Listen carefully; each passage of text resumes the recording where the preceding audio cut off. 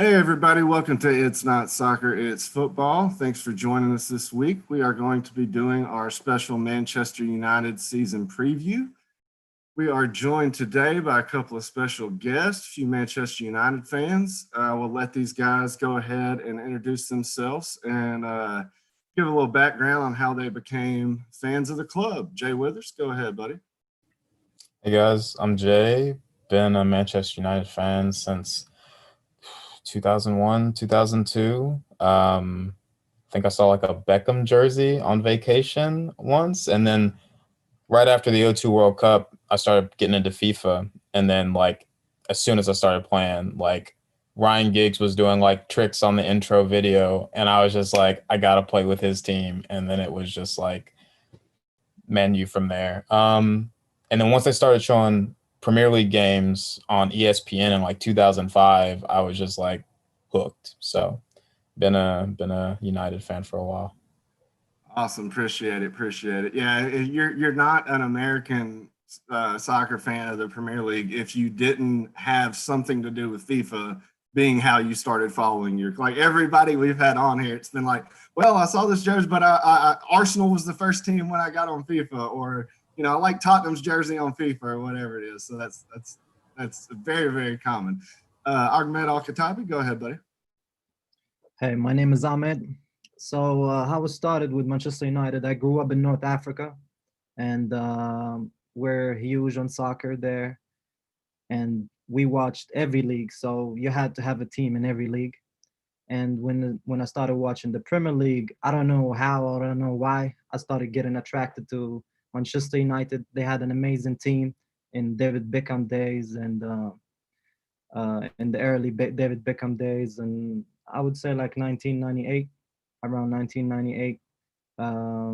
I just fell in love with the whole thing, the culture, the jersey, and the style. They were winning, they were doing good. The whole Premier League was doing good at that time, but Manchester United grabbed my attention, and from there they started building. They started building every year. They started doing better and better and better and better, and I just started falling in love with the team more and more, and that's my story, Manchester United. Awesome. Appreciate it. As always, we got my trusty co-host, Mason Sheffield. He is a Sheffield United fan because his last name is Sheffield. No, just kidding. But we're all United fans here right now. Exactly. Mason is an honorary United fan today. And I'll give my story real quick. So I, like Jay mentioned, always used them in FIFA. The Beckham, Giggs, Scholes days. This is, I think I'm wearing my King kit from that 99 team. But yeah, just that 99 team. And then when I got to college, one of my good friends at college, who ended up being one of my best friends still to this day, is from Manchester.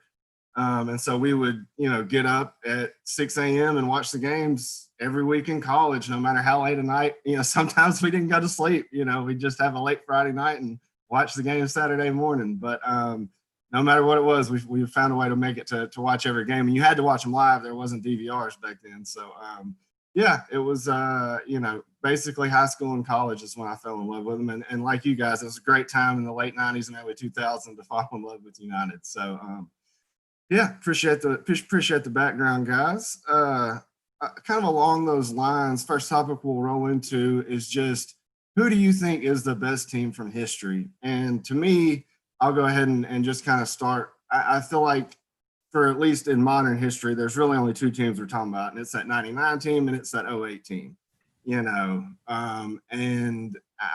at the end of the day, because of what they accomplished, I have to go with that 99 team and because of the depth. But if I also have to be honest and say if that '08 team played that 99 team, I don't know who would win because there was more over with Rooney, Ronaldo, Tevez, Berbatov, Carrick, like there were so many players on that '08 team that were world class that they would have given anybody a handful. But at the end of the day, I just think the kind of the spine of that 99 team and the character they had is why I would probably pick them against anybody else at the end of the day.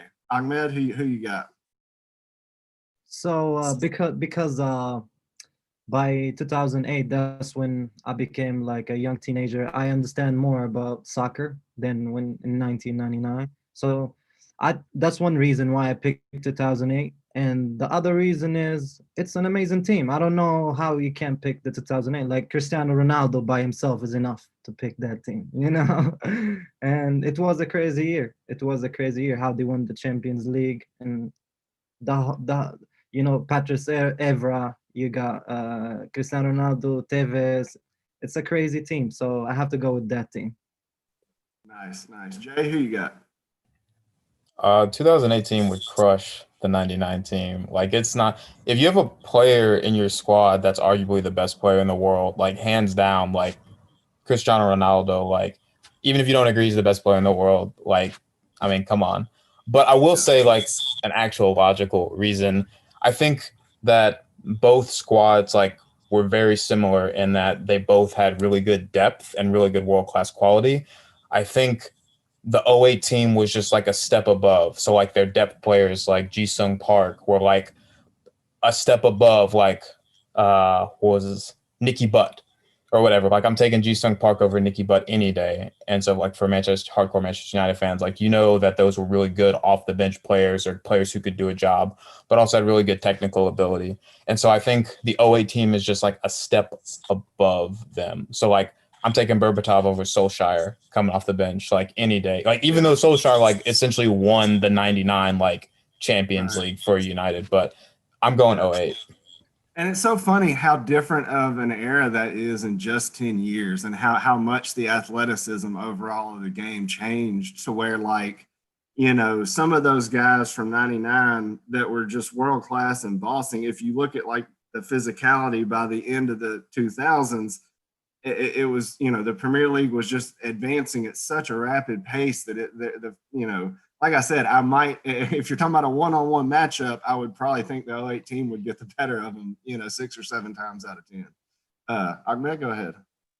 Yeah, the other thing that I remember, I have great memories with that year because, like one of the stories that I have from 2008 is one of my friends is a Liverpool fan, and I remember in the beginning after so we lost. I remember the year before. I think we lost against AC Milan, where Kaká did an amazing game. That's how we left the Champions League. He scores a few beautiful goals, and then the season. And after that season, I was talking with my friend, and I don't usually say that my team's gonna win something. And I was telling my best friend, who's still my best friend today, I was telling him Manchester United are gonna win the Champions League, and Cristiano Ronaldo is gonna be the best player in the world. And he's like, no way, it's not gonna happen.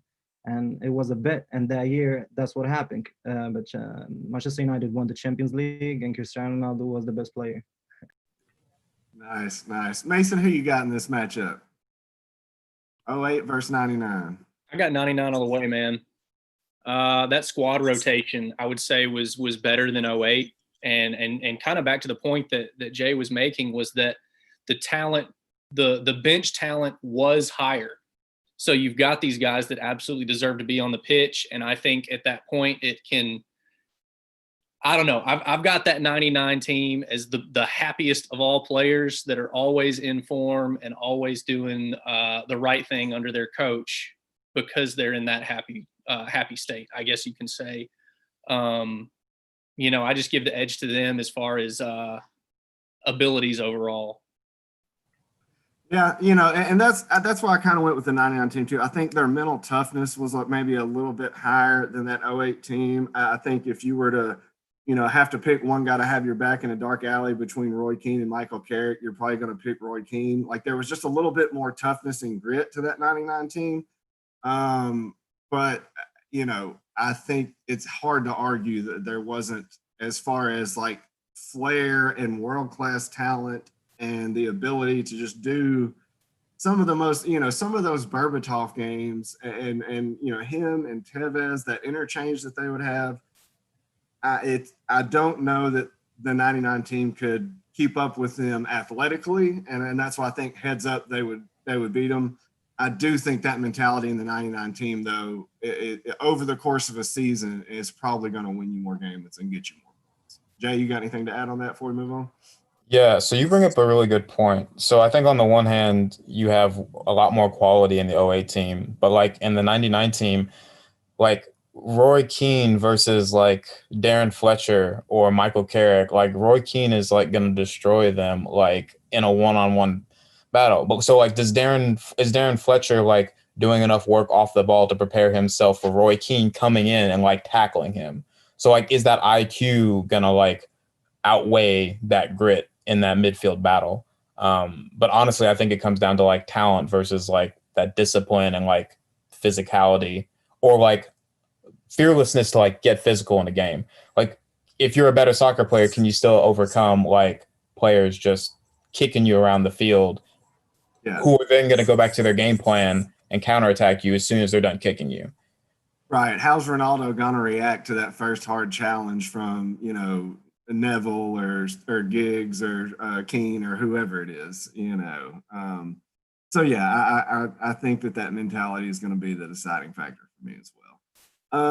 Moving on from kind of the best team in history, kind of thoughts on ownership. Obviously, since we were purchased by the Glazers, the feeling from the fans has gone from not so great to bad to worse, and I don't know that it could get much lower than it is right now.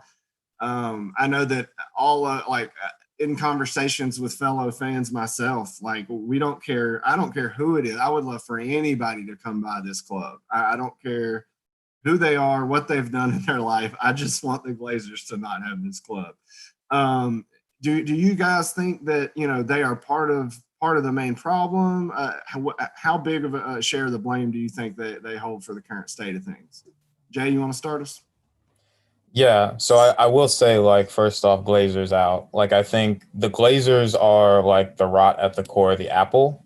I will say though, like when they took over and bought just Manchester United in 03, 04, 05, Ferguson was like still at the height of his powers. But one thing that like people don't talk about is like our chief executive officer David Gill, who would work with Sir Alex to get the finances to buy the transfer targets that they were wanting. David Gill left the club before Sir Alex Ferguson did, and that's when things started getting going downhill. So when Ronaldo leaves, you don't really see an adequate replacement. Like we have Antonio Valencia who comes in. Nani can do a job. He came in the year or two before Ronaldo left. Still not Cristiano Ronaldo. So you see all these players leaving and paper over the cracks essentially. And so David Gill leaves, and then Ferguson, out of his magic tactical noose, whatever you want to call it, can still pull out 2, 3 more Premier League titles and a Champions League, and then he leaves, and then just chaos ensues. And so I think when you have those two pivotal people who are basically given a license to run the club under already bad ownership when they leave, you bring another manager in there who doesn't have as much capital, it's only gonna go downhill from there. Understood. I don't know that I can argue with any of that. Ahmed, what do you think about it? So I don't know what's happening behind the scenes. I can't say if they're the problem, but if I'm looking at the numbers, like 2 years before the father passed away, things started getting worse. And then after the Glazers' father passed away, and he passed the ownership to the kids. I feel like 2014, things have started getting slowly worse. And like if you look like, so 2 years before he passed away in 2012, that's when David Gill became in his position. And then when he passed away, I feel like since the kids are started taking the ownership, I feel something started happening behind the scenes. That's how I feel. But that's just how I feel. I don't know if it's a real effect, but just looking at the numbers, it feels, yeah, there's a negative effect behind the scenes.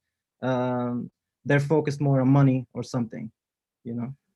Yeah, it seems like as long as we're in top four and they're getting the sponsorship dollars and they're taking out their dividends, that's really all they want. I saw a figure the other day; they've taken 90 million pounds in dividends over the last handful of years since Ferguson's left, and it's just when there's and we'll get to Sancho more later, but when there's a world-class player out there and you're not willing to spend 100 million pounds on them, but you're taking 100 million pounds out of the club when every other owner in the Premier League is constantly pumping money into the club because it is such a big growth industry right now. Most of the clubs are expanding and trying to level up. We're just kind of like riding off of the coattails of all these guys' jerseys behind me and selling jerseys off of our name. And as long as we're staying in top four, we're happy. And that's what I kind of think, led to the way this transfer window finished. And we'll get into the transfer window a little more here in a minute. Before we do that, just kind of wrapping up on last season, how things started, how things finished. I felt like we really were struggling about halfway through the year. First off, it was a travesty. We didn't sign Bruno in the summer last season. We almost lost him to Tottenham because we line up these transfers. We have players ready to come to our club, and then it takes all window, and then we pay the asking price at the end of dragging it out through the window. It's what happened with Maguire. It's what happened with Pogba. It's what happened with Saka. It's what happened with Bruno, and it's what they almost did with Sancho, and then wouldn't even make the offer of 108 at the end because they thought Dortmund were going to drop their offer for some reason. So it's almost impossible to give these guys any credit whatsoever when it comes to their offseason signings and the way that they are not backing the manager. You look at the signing of Bruno, and a lot of people want to give him credit for it. I give them zero credit because the man wanted to come last summer. They didn't sign him when they could. And then the only reason they signed him in January was because Pogba and McTominay got hurt at the same time, and we had nobody in midfield. And I think if both those injuries wouldn't have happened, we still wouldn't have Bruno and we wouldn't be in Champions League this year. But I don't like to say this benefited anybody because it's obviously been a horrible pandemic for the entire world. But United, from a football perspective, did benefit more than anybody from that break and then the project restart. Was it a friendly set of fixtures or were we really playing better? It's probably a bit of both, combined with the effect from Bruno coming to the club. But I think, towards the end of that, it was really that nobody else was winning more so than we were. It was like Leicester was like, here, you guys have it. Chelsea was like, no, we don't want it. You take it. And everybody just kind of stumbled into the finish. And then we beat Leicester on the last day. And that was really the only, thing that we did to like earn top four. But it was, one of those things where you would think, okay, we managed to get third. They're really going to back the manager. And then it doesn't seem like they did. But just as far as the way, we finished last season, thoughts on last season as a whole. Ahmed, what do you think about, just kind of the way we came in after Project Restart and the way we finished last year getting third? I think I had a little bit of hope in the beginning. Things looked good in the beginning. And then the more like the game started going by, I know that everything's needed to be changed. It's not a problem with a coach. It's not a problem. It wasn't Mourinho. It wasn't it's not a problem with specific players. It's the whole thing behind the scenes needs to be changed. And I felt like the end of the season is not going to be the way everybody, all the Manchester United fans wants.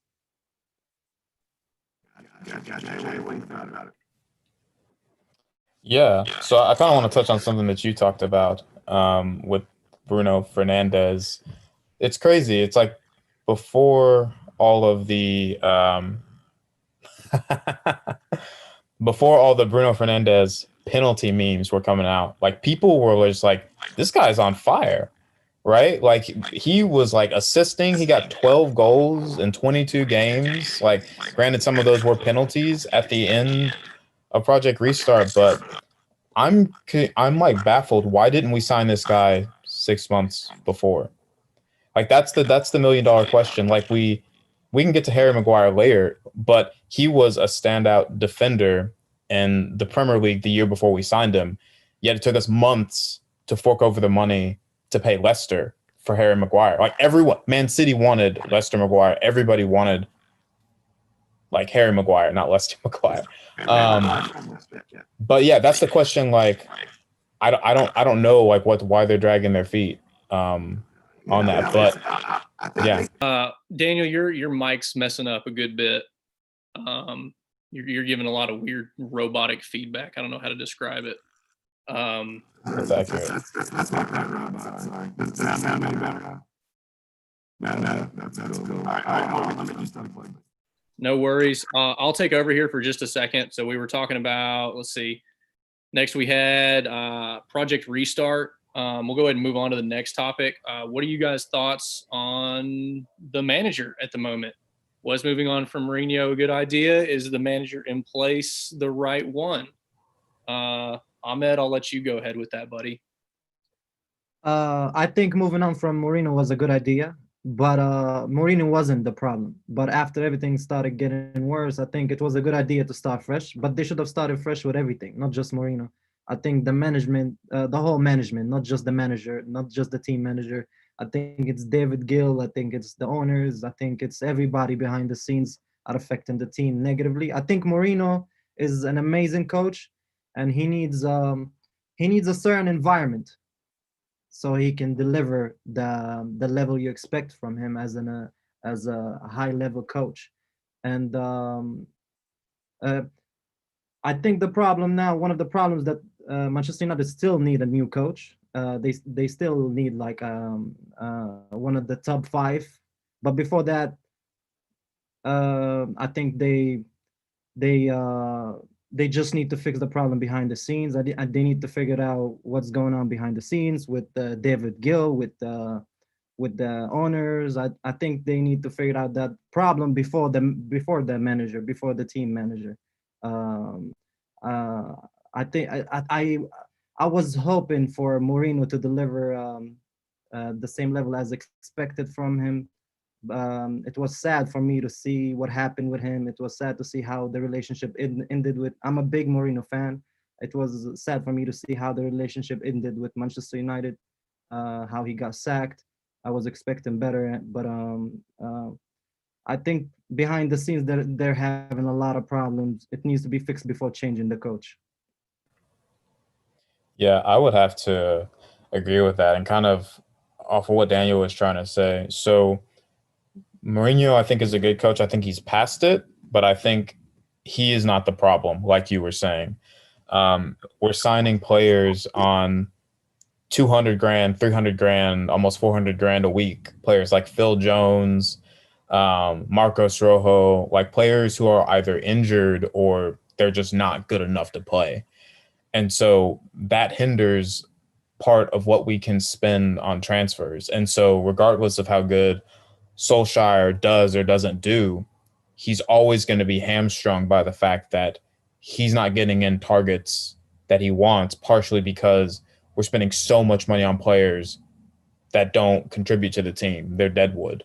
I would have to say, though, I'm definitely Mauricio Pochettino in, Solskjaer out. I think Solskjaer's a coach that could probably get us third for 5 years in a row. I don't know if he's the coach to get us a Premier League title, while Jurgen Klopp, Pep Guardiola, Mikel Arteta, Carlo Ancelotti, Jose Mourinho are all at clubs that are A, backing them, and B, there to compete with probably the most inexperienced manager out of the top 6. I mean, we see his first Premier League experience was when he was coaching at Cardiff Football Club and got them relegated. His trophy cabinet consists of winning Norwegian championships, which is great. Every coach has to start somewhere. Pep started at Barcelona B. But when you go to other places and you're not having success, dare I say failure, and you come to Manchester United, and even though you are hamstrung by the Glazers, you're doing less than a coach like Mauricio Pochettino was, who reached the Champions League final without any signings in a season. And I think at this point, you just got to upgrade. Like, you got to cut your losses and upgrade. If you can get Pochettino, we should get him. I absolutely agree with that. I mean, Poch is like the prime example of a coach who had nothing and still achieved so much. Just to play devil's advocate, I mean, Solskjaer's only been manager now he's only had them for one full season himself, hasn't he? The previous season, he took over midway. Correct.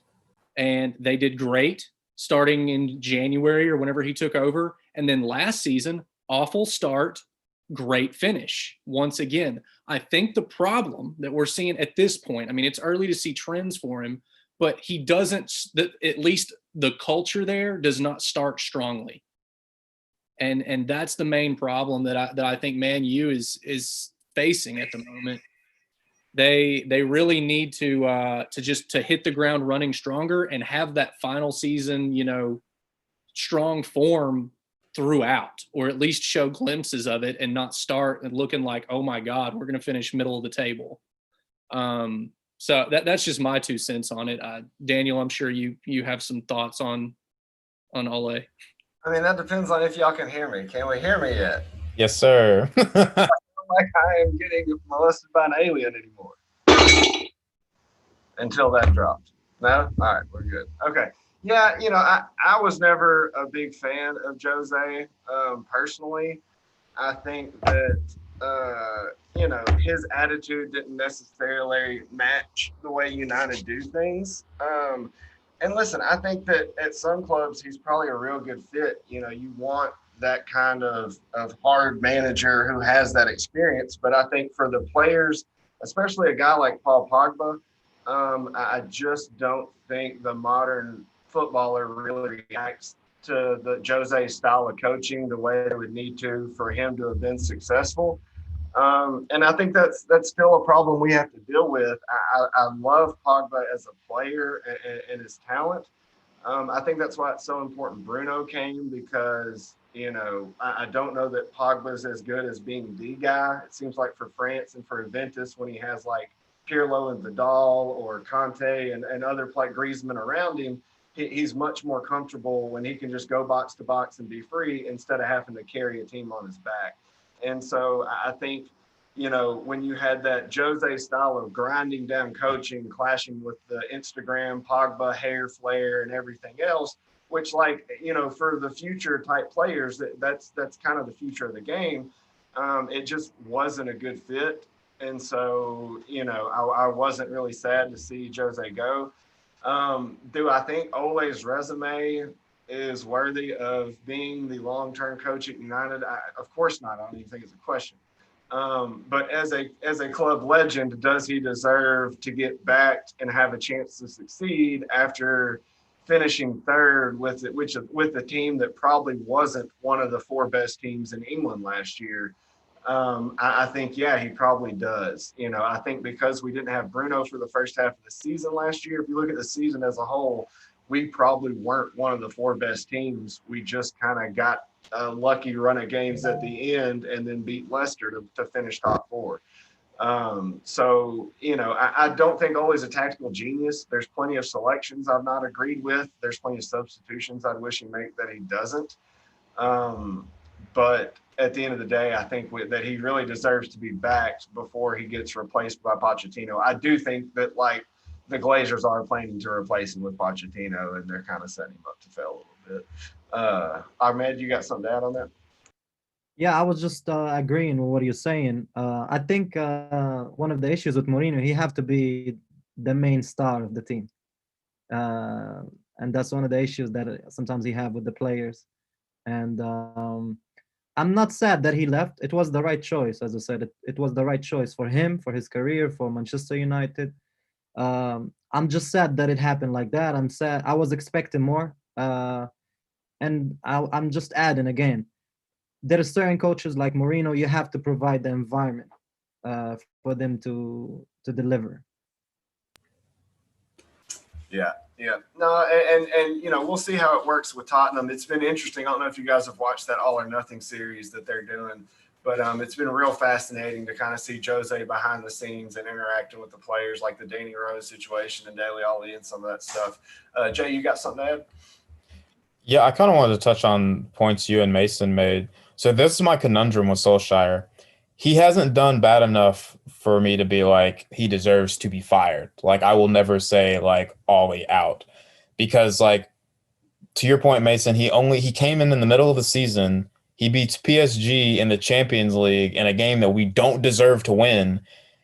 And then he does it again next season by pulling a rabbit out of the hat and we get third. So like there's something good about this guy. I just don't know what it is. I don't think he's a tactical genius, but like he knows how to game plan for teams, and when it works right, you see us go on runs when our players are fit. At the same time though, like he's not as good as Pochettino, but you also know he's not been back. So like when do you pull the plug?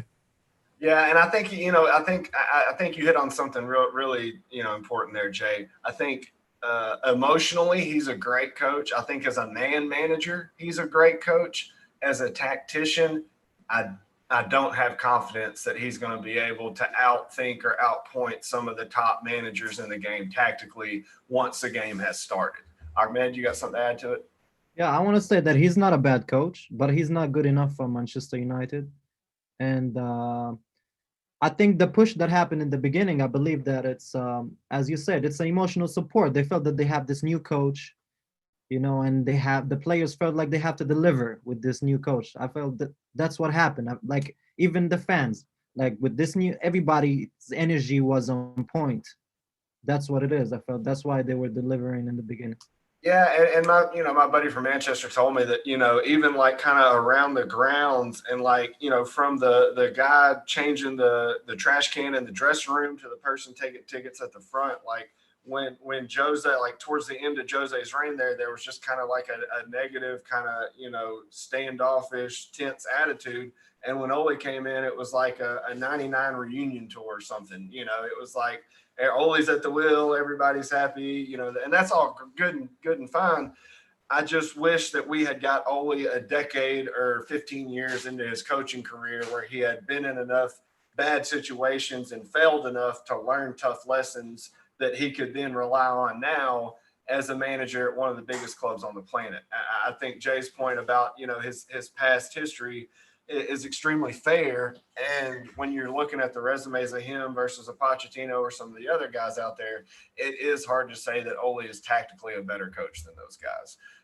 But I think we kind of all agree he deserves to be back. He wasn't fully backed in the summer, and so he's in a tough spot. When we look at the schedule, we have a real tough stretch of games coming in October, November. So it'll be real interesting to see if he gets back and if he's given a leash, if things don't go great during that stretch of games. So kind of past Ole. The next thing I wanted to touch on was the Harry Maguire incident. I think I've mentioned on the show before, I'm no fan of the drunk English football culture of, I'm fine with the fans, by all means, and vibe, enjoy, do what you want to. But if I'm talking about the captain of Manchester United Football Club going on holiday and getting drunk in bars in public with regular fans and getting into whatever situation happened. And look, if some human traffickers tried to kidnap his sister or whatever he's saying actually happened, I hate it for the guy and I'm sorry that happened to him and his sister. At the end of the day, had he not been, obviously drunk, I mean, there's videos of him earlier in the day stumbling around. He was obviously intoxicated, as were his friends. And you're kind of inviting that situation to occur when you're out drunk and like people who were there know that who you are and they can take advantage of you. And maybe the cops did do something wrong and say, oh, you're a footballer, we're going to ruin your career or whatever. Dude, you put yourself in that spot, like when you're pulled over on the side of the road drunk, you don't get to tell the cop what he's doing wrong, like you've put yourself in a bad spot. And so, as far as being the captain, look, the guy, before he started the season playing horribly, I thought he shouldn't be our captain, and I think Bruno should. I don't think that I've seen the mentality from a captain I want. Just when Martial got that red card last week, Rashford's like trying to talk to the ref and make sure that the guy on the other team gets a red card. And Harry Maguire, instead of being our captain and talking to the ref and pushing for a red card for the other guy, he's telling Rashford to be quiet and calm down. And it's like, no, that's not your job. Your job is to advocate for our guys, not to be the ref's third assistant on the field. That's one of many situations. I think the guy's struggling as a player, and it would help him to play better if he didn't have the weight of also being the captain at the same time. Ahmed, you want to touch on just thoughts on the Maguire incidents and kind of whether or not he should continue to be the captain? Yeah, definitely don't deserve to be the captain for not just because of the incident, just because of he's not perfect for the position. As you said, like Bruno is perfect for the position. Not just Bruno, even Rashford. Like he's young, he's young, even though he's young, but just looking at his attitude, he's responsible. He's taking the right decision. He talks to the referees the right way. You know, he's engaged with the game the right way. You know, he got a better personality. And you know, I hear a lot of people saying Bruno is the more reasonable choice to be the captain. But if I was the coach, I would make Rashford the captain, just to give him a push, just to make him do better. And he's not bad as a captain. I think he would take the right decisions as the captain. Absolutely. He's honestly my second choice, and I'm glad somebody else brought him up, because I do think you combine the fact that he's Manchester through and through. He was a diehard fan as a kid. There's pictures of him as a young lad running around with his United kit on.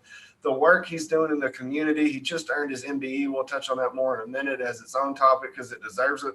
But, you know, the work he's done in the community. And listen, I think it also would be important, you know, as with the racism they're fighting in the game, to have a black player be the captain of Manchester United. I do think that would be a big deal. And I do think that, you know, from the thing I worry about, the only reason I don't want him to be the captain right now, and I picked Bruno over him, I don't think he's healthy. He had a very bad back injury. Robin Van Persie came out and said he was never the same player after their very similar injury.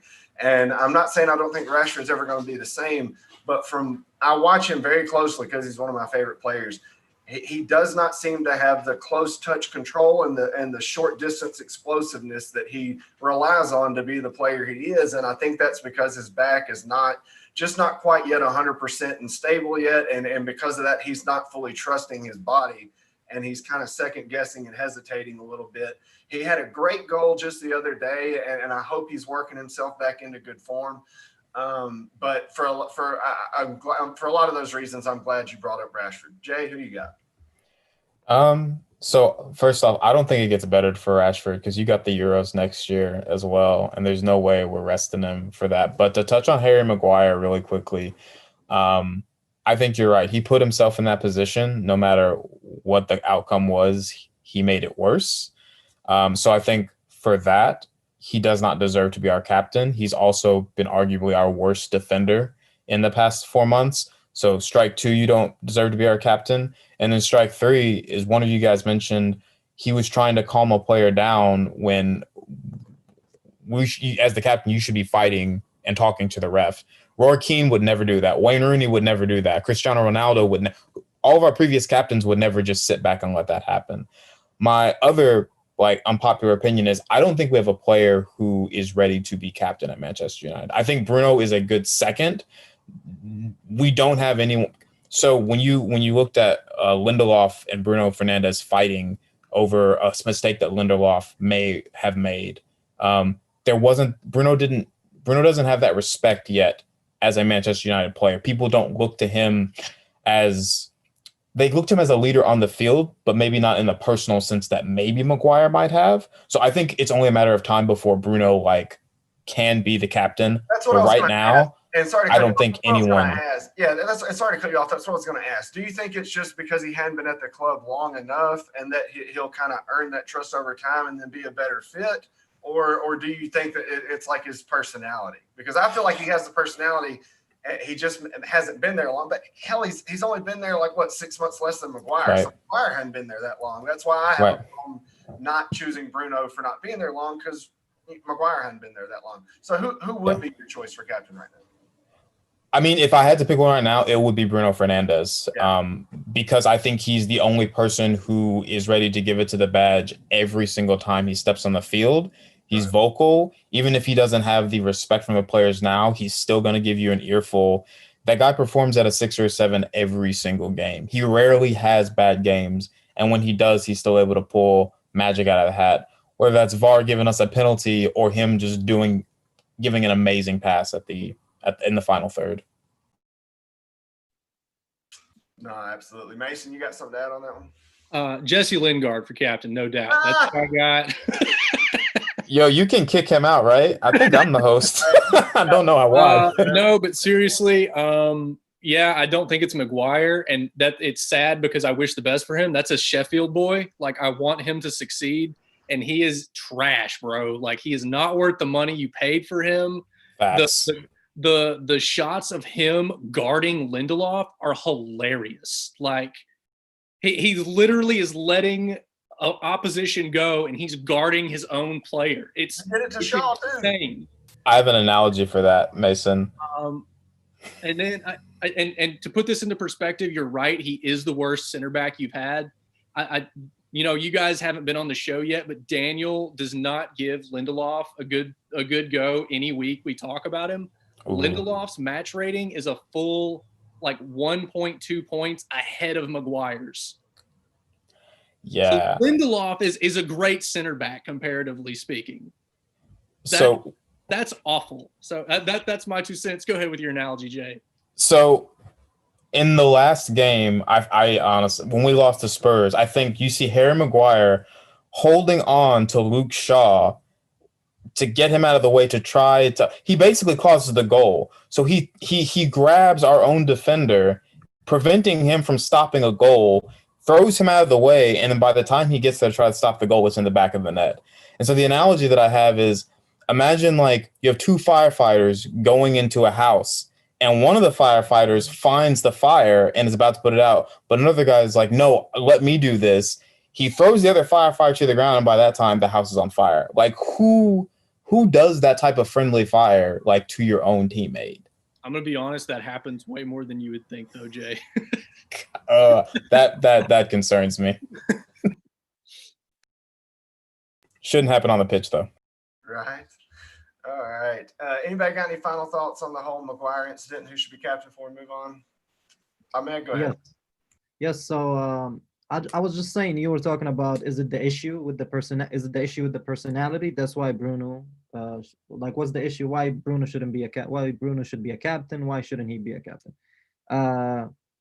I think Bruno is the perfect choice for the captain, as everybody's saying. I think everybody kind of agreeing that Bruno is the perfect choice. But I think it's the personality. I think Rashford got a better personality. I think Rashford got more confident. I think Rashford can be the Cristiano Ronaldo type of captain, especially if you give him the captain and you push him. And I was saying in the beginning, he needs the push because, as you said, he's trying to come back. He's trying to be on his level. I feel like Rashford is missing some of the confidence because of the injury. I think the captain will be helpful for him. That's why I was I think it's a tough one between. To me, I say if I was the captain, I would take a controversial choice and I would pick Rashford as the captain. But I know that Bruno is the right choice. Yeah. No, fair enough. I'd be happy with either one of them. I'm a little tired of Maguire, to be honest with you. I wouldn't mind if they benched Maguire for a couple games. And listen, I think Smalling was probably the best center back we owned until a couple weeks ago, if we're being honest. By the way, talk about it. Seasons. That kind of leads us into our next topic, which is off-season signings. The Sancho debacle, just kind of the way the whole off-season went. I was on record multiple times as saying that I thought Sancho would come, but as I said time after time, my only concern was that Woodward is a clown and would try and call Dortmund's bluff. I thought they would eventually offer the 108, and then even if Dortmund didn't want to sell past their deadline, if they offered the 108, Sancho would hand in a transfer request, and then they would go ahead and do the deal. They wouldn't hold Sancho hostage if they got the 108, even if it was past the deadline. But for United to try and, blow the deadline and then get him for 20 mil less than they were asking, it just reeks of incompetence of the highest level to spend your whole window, get your entire fan base hyped for this, and then just completely crap the bed and not even make an even reasonable offer that you think might be accepted. The other reason I thought it would happen, I really thought, and not that I'm advocating any of this kind of stuff, but I do think that the fans showing up at Woodward's house, I would have thought that would have had an effect on him. And you combine that with the fact that right after that, they hired a marketing firm to improve Woodward's image with the fans. It just seemed to me like this was just right there on a platter for you. how often is there a young English, agreed upon world-class talent who wants to come to your club, who has agreed to a deal with his agent, with you, the club has told you what the price is, and you have the ability to pay it? And honestly, I feel like what happened is because we have so many other bad deals on the books, we could not sell the guys to clean up the money that they were planning to spend to pay Sancho and pay the transfer fee. When you're paying, Jesse Lingard a few $100,000, when you're paying Juan Mata a few $100,000, when you're paying Phil Jones $100,000, when you're paying Marcus Rojo $120,000, when you're paying all these guys so much money, they're unsellable, because why would they take 30% of what they're currently making to go play somewhere else when they have families to take care of? So I can't blame these guys for, writing out the contract that they earned when they signed it, because you can bet your ass if it was the other way around, the club would do anything they could to get out of it and take advantage of it. So, I think it's just incompetence stacked on top of itself that led to the Sancho deal falling through. Then you add insult to injury, and the damn owners have taken almost that much money out of the club the last 5 years in dividends, and then want to say it's because of COVID that they can't spend. When Chelsea spent plenty, Liverpool spent, and Liverpool normally don't spend much. They spent after winning. City spent, Everton spent, Arsenal spent, Tottenham, everyone around Sheffield us spent. Everyone spent. Sad. Aston Villa may have had a better offseason than Manchester United. I mean, They did. Villa crushed it. And so to put things back in perspective, we did end up with some good players, right? So I have to calm myself down, because going into this window, I felt like there was three things we had to do: center back, center defensive mid, world-class winger. We did none of it. Do I like Van der Beek? Yes. I think he'll be a great player. He was a great signing for the price. I can't give them any credit because it was a deal that happened because Van der Sar and Ole are friends. That you don't get credit for that deal. That's just like Dan James, because Ryan Giggs is like, hey, Ole, you should get this guy. He's been good for Wales. So we got a guy that can come on and play in the Premier League for 13 mil. Do I think Dan James is an everyday starter right now? No. Do I think he could be in a couple of years if we use him the right way and let him play as a sub and get better? Yeah. And so I would give them credit for those signings, but it's not like they scouted these guys. They fell into their lap. And then, so you have Van der Beek that basically fell into the lap. You have Dean Henderson, who, we loaned out to Sheffield and was the best goalie in the Premier League last year. I thought when they gave Dean all that money and brought him back, they were going to sell De Gea and use that De Gea money for Sancho. But it's like we're spending, 500 something grand a week on goalies because we're still paying Romero $100,000 a week to be our third keeper because we can't sell him because he's making so much money. That we have all these bad deals and it just holds us back window after window after window.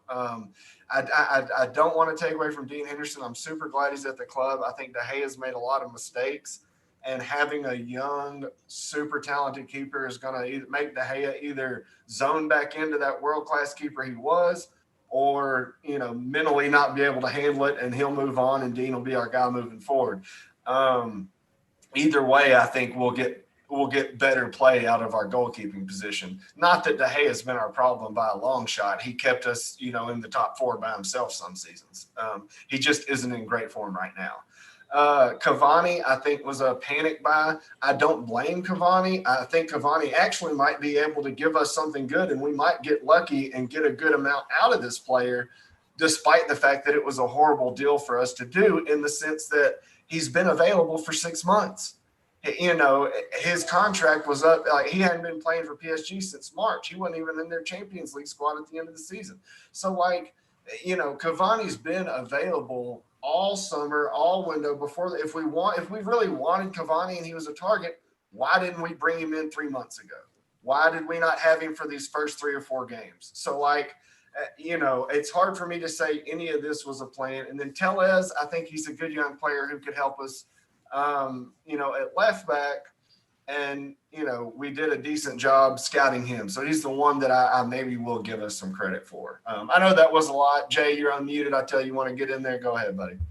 So I will say Cavani wasn't quite a panic buy. So Edison Cavani was a free agent from PSG a few months ago. His issue with every single club who wanted him was he wanted the 300 grand a week that PSG was paying him. No club was paying Edison Cavani those type of wages.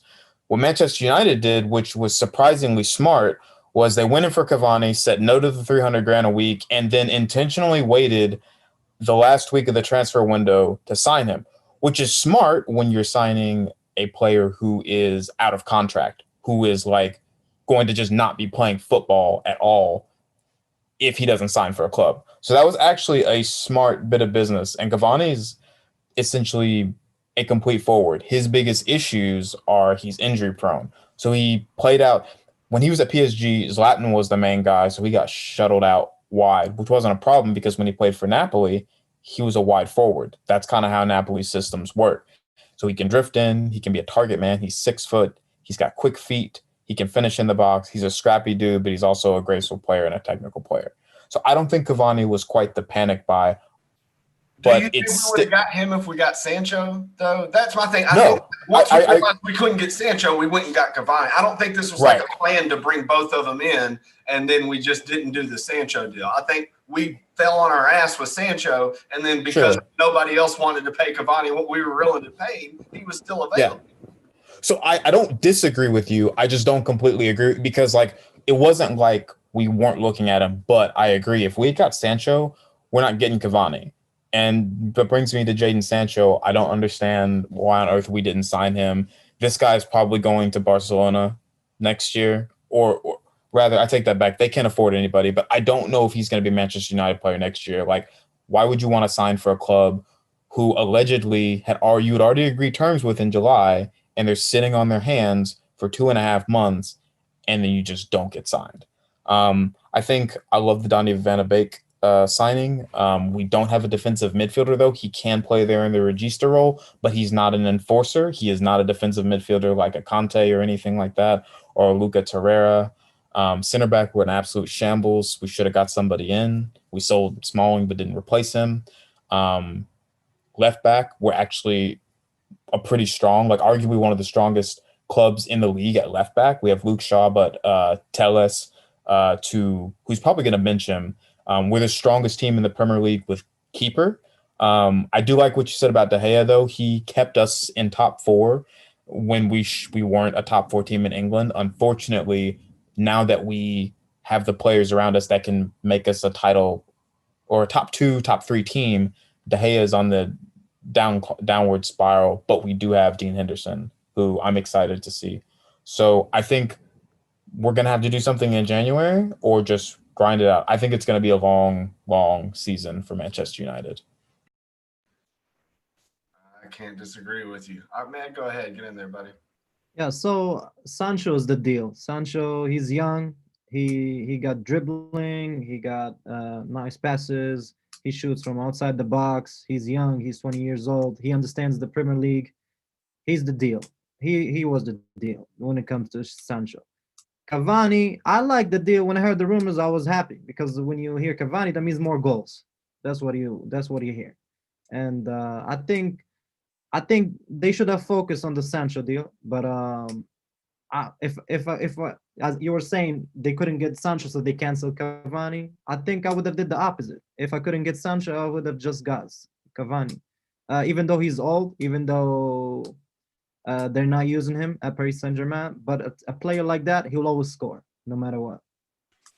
Yeah, I think that, even though he's not in his prime and he's, 33 maybe, 33 going on 34, I think he's always taken good care of himself. And I think, being around Zlatan and Zlatan's, listen, the guy may have an ego the size of the planet, but he always worked hard and took care of himself. And I think Cavani seems to have had that similar work ethic where he took care of himself. My concern is injuries. He had a handful of injuries these last couple of seasons, and our training staff is not great. We always have soft tissue injuries every season. And I think that's also because we don't have depth. It's a combination of our training staff not being great and not having great depth. So when these fixtures stack up, we can't rotate like some squads do. We have to play guys like Rashford, even though we know they have a bone chip in their foot and a jacked up back, and then they get hurt even worse and have to have surgery. And so, I think that if we had signed a guy like Sancho, then either Greenwood or Rashford is coming off the bench each game. And then if somebody's hurt, you have plenty of depth and somebody to start. I do like that Cavani can play off the wing and up front, and that pretty much all of our front four players are the four guys who will be playing in the front three positions can all play anywhere of those front three. Yep. Greenwood can play anywhere, Rashford can play anywhere, Martial can play anywhere, and Cavani can play anywhere. So I do think that gives us good flexibility. I think that we'll be able to utilize a number of different formations. The one thing I'm worried about, because Ole does tend to favor the five at the back, I worry that the Tellez signing is going to be Tellez as the wide left back, Luke Shaw as a left center back, and us playing a system of a back five. That is a concern for me because I'm not a huge fan of the way I've never liked the idea that we don't have great defenders, so let's put more defenders on the field. I think it's the exact opposite. If you don't have great defenders, put less of them on the field. If you have more good midfielders, put your good midfielders on the field. Play three at the back. You don't want to play with five defenders if your defenders aren't great. I would rather just play with three and outscore people. Obviously, it just makes sense to go sign up Meccano or some, good, cool, Ollie, whoever you want, some good Varane, some good back that's out there. But we didn't. So, I think that defense is going to be a concern all season. Luckily, we have De Gea and Dean Henderson, who are both world class, so they will be over to paper over some of those cracks. I do want to ask you guys, holding mid. I kind of feel like Matic is our best option right now, but I realize he can't play every game because he's older and his legs are going.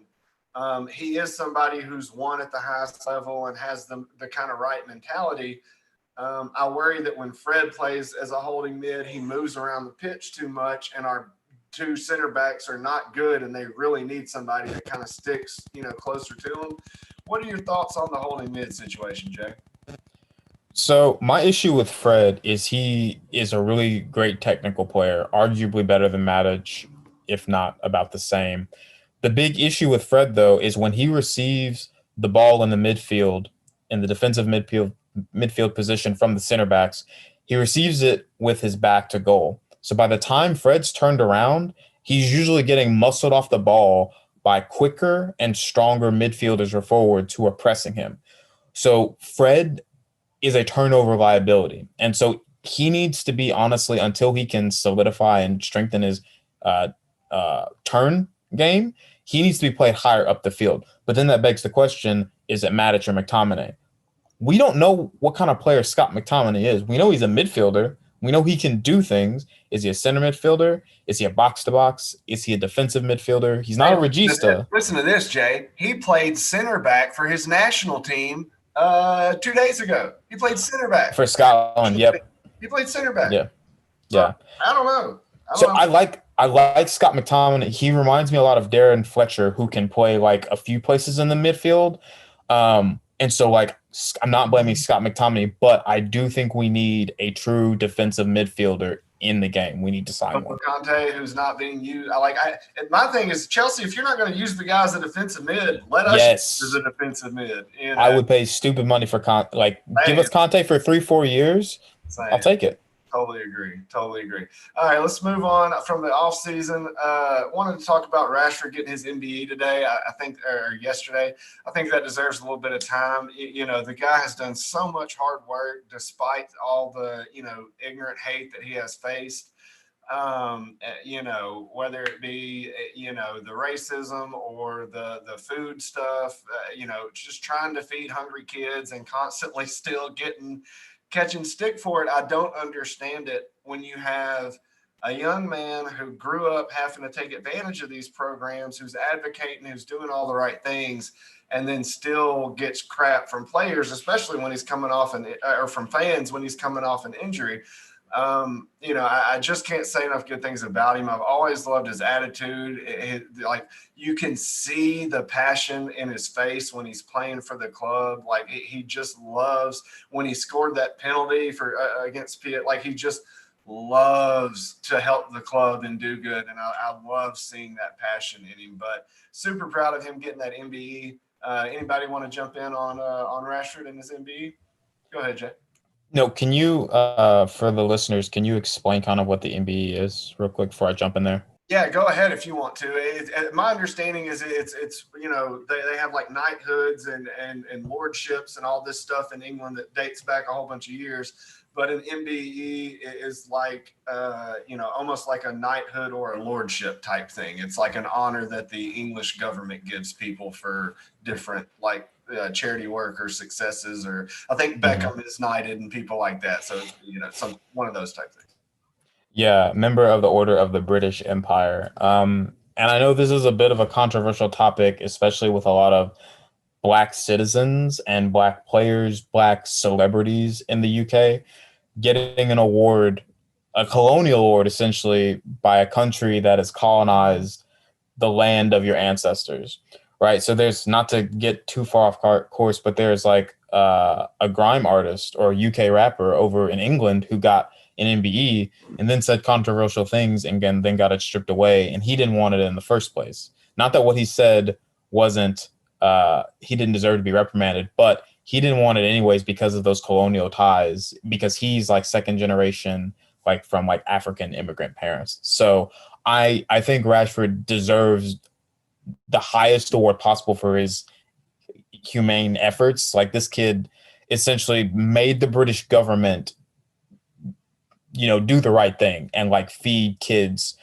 and they wanted to end the program like after their lockdown issue and with COVID, because they were doing just as bad as we were at one point. So just explain what that program is. You know, a lot of people in America may not even know what the program was. Yeah, my understanding is I think during the summer in the UK they had a program where kids whose parents made or like below the poverty line or like didn't make a certain amount of money got free lunches during school. And the UK or England wanted to stop that like after their COVID lockdown.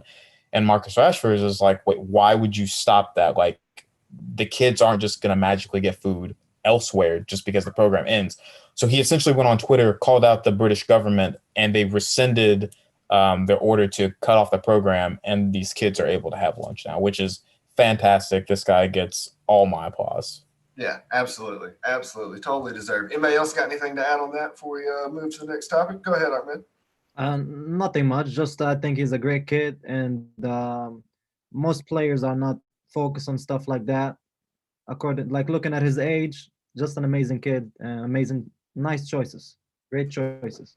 Yeah, and the thing that I loved the most was that he immediately just deflected all of it to his mom and gave her all the credit, you know, and like that just speaks even more to his character that like he's done all that work, but even in that moment, you know, wants to put her on that pedestal and give her the attention for the work, you know, she obviously did to get him there. So, you know, just super proud of the guy. He's united through and through, and he deserves, you know, every award and honor he can get. Just to move on real quick, we've already hit on kind of Woodward and the board. I think we're all very frustrated with Ed Woodward. It really seems like they're just running it as a business and trying to make as much money as they can, as long as they stay in Champions League. It really reminds me of the end of Arsene Wenger's tenure at Arsenal, where like they would only spend money if they thought they were going to miss top four and lose out on that revenue. And it seems like United, even though we have spent, like we've also sold expensive players like Lukaku who weren't replaced, Alexis Sanchez who was getting paid a lot of money who we never replaced. And so like I thought they were going to take the money they were paying Alexis Sanchez and pay somebody like Sancho, and they didn't. But, you know, anybody got any thoughts on Woodward real quick before we move on? Jay, go ahead. Yeah, I got to say, I love watching Arsenal suffer, but after a while, it just got old. Like seeing like Arsenal just scraping top four and not getting back, like that's, as a fan of soccer, that's absolutely like cringeworthy. Like I'm okay with a few years of suffering, but like a team that used to be like arguably the best in England just suffer because the board is that incompetent or that greedy or whatever. It's sad. I don't want to see that in the game. I want to see a team suffer because we're beating them, not because their own ownership will not back them. That's absolutely trash. And it's happening to us now. But what I will say is I don't have a comment on Woodward, but I have a question for you guys. With the whole Sancho thing, do we think he's that incompetent in not pulling the trigger and signing Sancho? Or do you think he's just not able to because of the board? And I want to start with Mason. What do you think? Yeah, sorry to jump in. I actually, I do have a friend that lives over there and talked to him about this today. His understanding is that Woodward wanted to pay the 108 and the Glazers would not agree to it. Wow. And this is somebody who I think who normally knows things. And, it makes a lot more sense to me, that Woodward, I don't think I do think he's incompetent, but I don't think anybody, I don't think it's possible that anybody is so incompetent that they would have thought they were going to be able to get Dortmund to accept 90 mil after they were told the price was 108, 2 months ago. And so that would make sense to me, especially when you look at the Glazers and all the money they have spent at their other team in Tampa Bay. They for as an owners, they normally don't spend a lot of money, and they have. So I could see how with COVID and everything else, Woodward may have been planning to do so, and then the Glazers kind of pulled the rug out from under him at the end and didn't back him. I don't like giving Woodward any credit, so I don't want to believe that, but I normally believe this person knows what they're talking about when they tell me stuff. So, but go ahead, Mason. No, I mean, it's hard to say. We're not there. We don't know. But I mean, Daniel and I were we were, bickering back and forth, teasing each other. He was sure Sancho was coming. I told him he's not, man. Dortmund do not want to sell him. And maybe they were firm on that price. I don't think Dortmund had a problem selling for 108, especially if you look at the emergence of our American over there, Layne. I mean, they have Marco Reus, they have Holland. That's their model. They have plenty of options. They would love to have taken $108 million from 108 million pounds from us and sold Sancho. Dortmund are looking absolutely phenomenal as far as young talent goes. Yeah. They always do, but right now, they could lose Sancho and not miss a beat. Yeah. They have 5 elite players for 3 positions right now. They can lose Sancho and still have 4 elite players for 3 positions. That's why I thought it would happen as well, because Dortmund looked like they were ready to cash in. And I think United knew by next window, it's not going to be just us willing to pay that. Everybody's going to be wanting to throw $100 million at that kid next summer. If COVID hasn't ravaged too many teams by then, we'll see how that goes. That'll be an interesting way to see it shake out. Yeah, I think he goes back to City next year. Prediction right now. It's going to devastate me if he's going back to City. Come back to England, and I know I really do think he'll end up in England somewhere. I just hope it's with United. It's going to crush me if he goes somewhere else. Let me real quick share the screen on just kind of the season layout, and then we'll wrap up after that. Let me get us a little. Manchester United and check out the season schedule. So obviously starting out so far, get that over where I want it. Obviously starting out so far, not really the way you would want to start a season. And I think this is a part of the lack of investment in the offseason, that there's not really, there wasn't an offseason. Everybody came back really late. People were on vacation. People were having kids. Pogba had COVID. We basically had no offseason, and came in horrible form. Should have lost to Brighton, to be honest. We're lucky that we didn't. Got thrashed by Tottenham. And I think that, we have a tough road ahead of us. If you look at especially this next month and a half, you're talking about, and listen, Newcastle's not a gimme. That's a good team this year. But you're talking about PSG, Chelsea, RB Leipzig, Arsenal, Everton. That run of games right there, 1, 2, 3, 4, 5, we could easily lose, 5 or 6 games during that stretch of time. And then you're talking about being at the, towards the relegation zone in the table, probably in a position to not advance in Champions League if we don't get a result from either PSG or Leipzig. things could roll off of the Ole bus real quick. Anybody got any thoughts on this first part of the? Go ahead, Mason. Possibly group of death. I think that is as far as Champions League goes. You guys Yes. did not get any luck on your side. There's a good chance you guys don't make it out of Champions League group stage. That's rough, and hell, maybe that's for the best. You know, maybe you can focus on PL. It's always a toss up on how that plays out. You want to do well in the big tournaments, but that's tough, man. It's a Could really be a tough blessing you're right. It could be a blessing in disguise to not make it out of the group stages because we do not have a deep enough roster to be in three or four competitions, you know, going down the end of the stretch. You know, obviously I think those tough games, that Chelsea, that Arsenal and Everton, those are, you know, Everton is such a good team this year. I'll be shocked if they don't make top four. I really will. I've gone from thinking they would maybe finish sixth to now thinking that they're going to finish fourth. They're a very, very good team. And, you know, Arsenal and Chelsea both got a lot better too. So then you move into kind of what we call the holiday season, you know, Thanksgiving, Christmas, Boxing Day, New Year's, all that stuff. You know, a couple more Champions League matchups, some friendlier ties in the Premier League, Southampton and West Ham, where we should be able to get some results. You know, then you talk about another little rough stretch of games where you've come into the end of the year with City, Sheffield, Everton, Wolves, Leicester, and a very, very improved Villa team who I think are going to give people some problems. Jay, you got any thought on this stretch of the schedule? I honestly think we're going to be right above the relegation zone by December. I do have a prediction, and I don't think it's going to happen because anything logical that makes sense is not going to happen with our club. I think Ollie's going to get sacked around November. I think we're going to bring in Pochettino. I don't think that's going to solve anything, but there's no way you can expect Solskjaer to pull a rabbit out of the hat when we're playing Everton, who is probably going to be a top four team. Newcastle's replenished their squad with transfers. Arsenal, Mikel Arteta's in his 10th month now at the club. He's looking like a Pep Jr.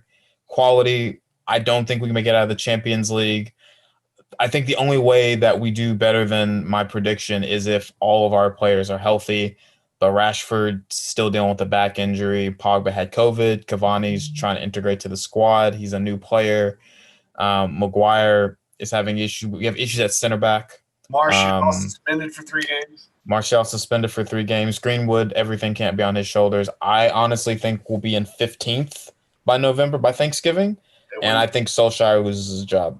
It honestly wouldn't shock me. Ahmed, go ahead and get in there, buddy. Yeah, so I was saying, if you lost against like Crystal Palace and Tottenham, I don't think you're gonna win against PSG. I think the coming games are harder than the games we played, and I agree with Jay. Like I'm looking at the coach getting sacked, and by November. Yeah, it's a shame because you really look at like his targets. I think Ole has had the right targets. You know, he wanted Jack Grealish. You got Van de Beek. I'm fine with that because I think Van de Beek is a good enough player, and we saved enough money there that I don't have a problem with that. But time after time, he's put in an order for filet mignon, and then he gets a sloppy Joe.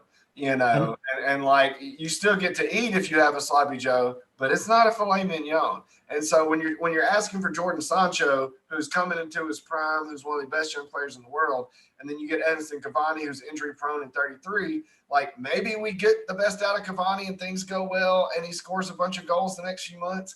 Maybe he comes in and does his hamstring right off the bat and plays 3 games for us all year. It could go either way. And the reason why I would say like the coach is getting sacked and like the coming games are going to be hard, like in the Premier League, in the Champions League, they're going to lose the next few games, as you say, in at least 5 games.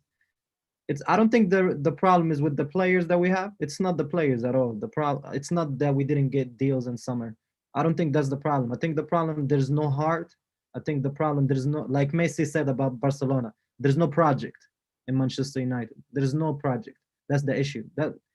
So just an obvious looking at just the numbers and everything, I think it's gonna be tough the next few months for Manchester Yeah, United. it's like they're kind of half in, half out. I feel you on that, Ahmed. It's like there's not a direction. It's like, they were going to back Ole, then they really hadn't. They were going to go get Poch, but they really didn't. And it's like they're kind of stuck between, like they don't want to back Ole enough because they kind of want Poch, but they know they can't just get rid of Ole because the fans would go mad if they fired him after not backing him and not giving him a chance. So, I do think it's kind of set up for, like both you guys said, we hit this rough stretch and lose a few games. He could easily get the sack. Mason, go ahead. To piggyback on what Ahmed said, I mean, yeah, it sounds like, I mean, we mentioned Arsenal earlier as a team that, it was tragic to see them do so poorly for so long. And I mean, what happened there? It was a culture problem. And I believe that's what we're seeing in Manchester United right now. It's not necessarily the players. It's not necessarily the coach. It's that a culture has been created and it's not a winning culture. I mean, you guys have won one game this season and it was controversial. Yeah. Watching that game, if you watched that game back and didn't see the goals and didn't know the score, you would say Brighton won it. We were outplayed for sure. We were outplayed. I mean, just a couple of stats way early in the season. Couple of stats. Big chances created. Manchester United sitting 18th in the league. Shots on target per match. Manchester United sit at 16th in the league. Goals conceded per match. Manchester United at number 20. At least pretend you're not happy reading this. Way early. Now, and here's what I'll say about that too. Like way early, obviously Sheffield United, not a strong start. I'm hoping we turn it around. There's more than enough time for you guys. And here's another reason to take that with a huge grain of salt. Aston Villa are number 1 in goals conceded per match, and West Ham are number 2 as far as least. So yeah, you also got to early, but yeah, and keep in mind that United, City, and Villa have all played one less game than everybody. One less as well. So that does skew those stats. When you're only talking about 3 games versus 4 games or 2 games versus 3 games, whatever, it skews it quite a bit. But so that's kind of the middle section. We'll move on to, what'll kind of be the stretch run coming down after Christmas. Obviously, that's a tough stretch right there off the bat where you have Liverpool, Arsenal, and Everton with Sheffield and Southampton mixed in. Could be a new coach by then, could be Ole fighting to keep his job. It could go either way by that point. And then, coming down the stretch for the end of the season, we have another, tough run of games where you have Liverpool, Leicester, and Wolves all in close succession to close it out. You do get a little bit of a break in the middle with Brighton, Burnley, and Leeds, and West Ham and Palace all in kind of short succession. But that group of games at the end of February and March, and then at the very end of the season, are not very friendly to us as well. And for all those reasons mentioned, I really worry about us making top 4 or even top 6 at this point, depending on how injury goes and what happens with the manager. Jay, get in there. Daniel, scroll back up to January real quick. I want to just go through this really quickly. Okay, so Fulham, absolute trash. Liverpool, replenished. Sheffield, slow start, but still reinforced. Arsenal, definitely bought. Southampton is an underrated team. They are going to punch above their weight. Danny Ings is a stud. He is. Everton, potential top 4 team. West Brom probably getting relegated. Newcastle also bought new players. Keep scrolling down. Chelsea spent over 100 million. Man City spent over 100 million. West Ham probably could beat that. Crystal Palace, they're kind of our boogeyman. Brighton should win. Tottenham have definitely replenished. Leeds United have spent an astronomical amount of money for the size of club they are. I say all that to say, I don't see how we finish higher than 6th.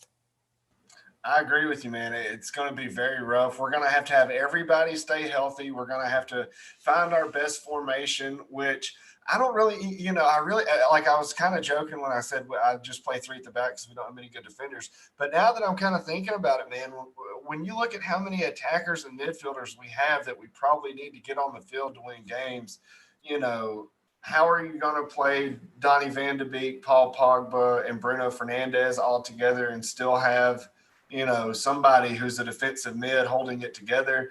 Van de Beek has played there a little bit, but he's a lot more attacking minded for me. I wouldn't mind Van de Beek playing as a left winger or right winger just to get him on the field if we need to. But I'll take that.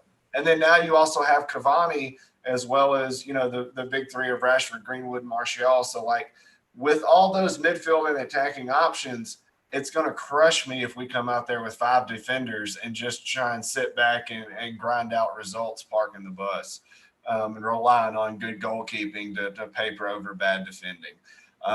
As far as, kind of predicted finish and what I currently think the top 6 will look like, oh, it's a tough one. I would probably still say Liverpool first.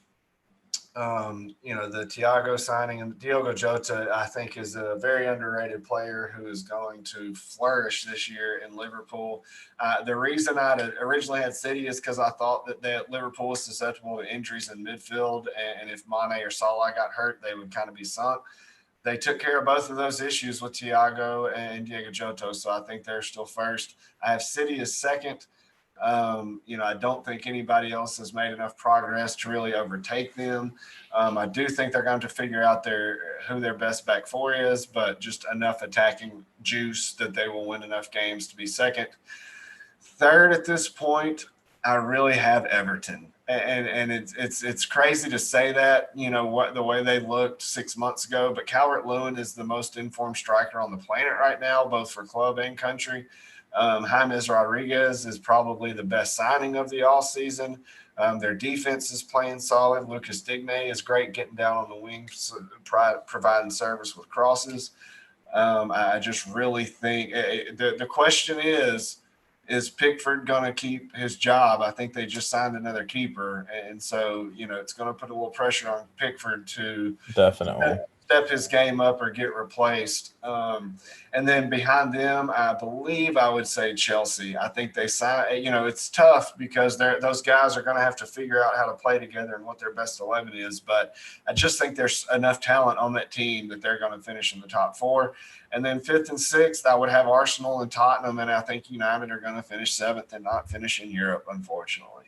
I think that our defense is the main reason I say that. I don't have any faith in any center back. Chris Smalling was our best defender, and we got rid of him as far as center backs are concerned. And I just don't know that we're going to be able to hold up as a defense enough to climb out of the hole we're going to start the season in.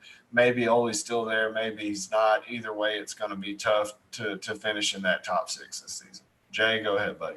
So, Daniel, the only thing that I have is Everton and Chelsea flipped. I think there's too much talent in that Chelsea squad to not get anything except for second or third.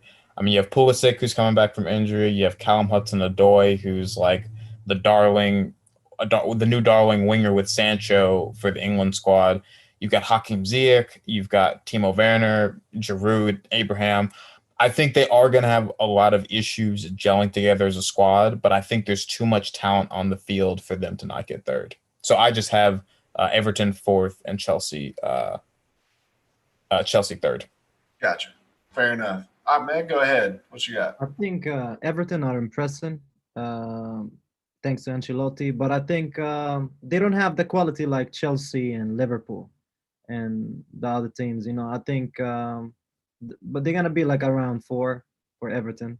But looking at them now, I think a lot of people are going with the hype. They expected more than that. I don't think so, but they're doing really good. Maybe next season with a few more new players, but this season I expect them to be like 4. And but Manchester United, I think sadly it's going to be a season to forget. And Yep. But it's a good thing. It's a good thing because it's going to make the people behind the scene work, and they're going to be forced to do something for next season because it's going to be a bad season. Hopefully number 7 is going to be good. I would be happy with number 7. Wow. Yeah, I agree with you. Unfortunately, I do too.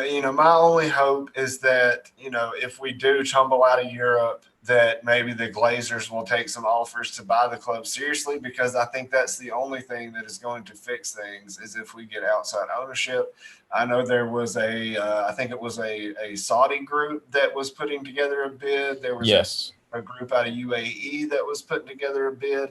And then there was also talk that some of the class of 99 were getting together with some private investors to try and launch a bid as well. So, you know, I would love anybody. I don't care if it's a, you know, arms dealer. I don't care who you are. Somebody please come buy this club and get it away from the Glazers. I just do not think we're going to be able to win games until things change, you know, from the top, because as long as Woodward's making decisions and the Glazers are the ones pulling the strings, it's going to be tough. Jay, you got anything else before we wrap up? The last thing before we wrap up is I want to ask you guys, what's a successful season for Manchester United this year?